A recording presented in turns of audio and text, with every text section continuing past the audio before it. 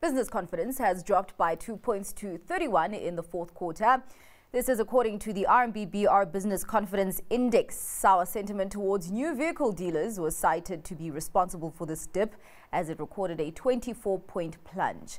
RMB Economist Siobhan Redford joins us now to put these numbers into perspective. Thank you so much for your time, Siobhan. Let's actually start off with what seems to be the most problematic segment of that business confidence index. Of course, that 24-point drop in confidence of new vehicle dealers. Is this all sour consumer demand? It does seem to be largely about that. I mean, we've got to bear in mind interest rates relative to 2 years ago are more than double what they were. And, you know, we are sitting in a situation where your consumer is constrained because the interest rates are high, and also making decisions between whether they should install solar, where there is a bit of a tax incentive, or buy a new car. And I think solar is by far winning out. Yeah, I mean, yeah, it makes sense because there's a fight for the consumer pocket. So there are a lot of trade-offs that we are seeing, and with consumers dropping the big ticket items, as much as solar is a big ticket item, but it is necessary, especially when you're getting a tax incentive with that as well. Well, manufacturing that ticked up to 26 index points. And I'm wondering if there's anything we should take out of that, considering the fact that we saw in the last GDP print that manufacturing, was a GDP print, that manufacturing was one of the sectors that were in the red, even with employment there, where we did have a negative contribution coming out of manufacturing. Is there anything to take out of there, or is the manufacturing sector just kind of still dwindling in this very challenged environment? The manufacturing sector is undoubtedly struggling in the current environment, but you know, and you know, for me, it's a sector that's been hit by on multiple kind of fronts.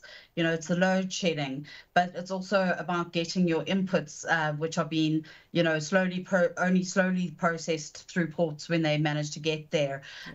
Getting the stuff to wherever the manufacturing facility is, with a large reliance now on road freight rather than rail, and then reversing that for those who are exporting. So they really are facing, you know, the structural constraints in the economy kind of head on. They've been bashed from all sides, and so it is a difficult environment. I think that it didn't, you know, go further down, and that it actually rose, perhaps shows a little bit of resilience in the economy as well. But you know, again, it's very, very slight. Well, good news, a 15-point surge in the confidence in the retail sector. And you and I have actually been talking about the retail sector quite a lot.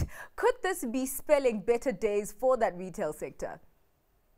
So interestingly enough, given all our conversations on retail, this very much fits in with that narrative quite well, in that it's the semi-durables which have done particularly well.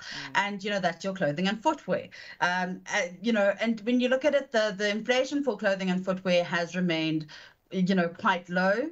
So we haven't seen big price kind of hikes as we've seen with other items, particularly the supply side, kind of the supply push type issues where we've seen with food and fuel.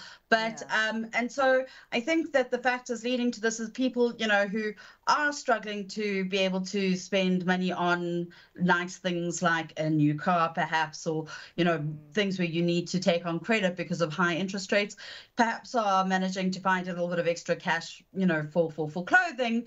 Also, you know, we are, you know, seeing people going into the office for many more days than they used to.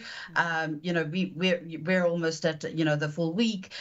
You're also now, you know, we've moved also from seeing clients via Teams to more kind of in-person meetings, and I think that's also, you know, keeping up a fairly robust demand for your clothing and footwear.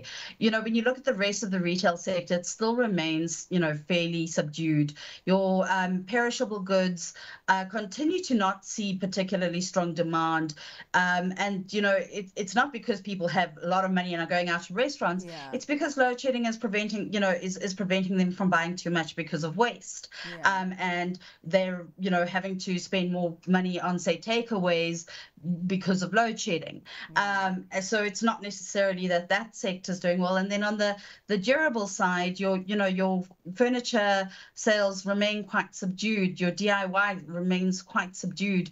Perhaps some boost to appliance buying, mostly probably due to load shedding again, as things, respond to that. So it is a good news story, but, very, very kind of focused on where the good news is. Yeah, and of course, from here on out, we'll be looking at how the sentiment translates to actual GDP growth. Thank you so much for your time and for your insights there, Siobhan. That was RMB Economist Siobhan Redford.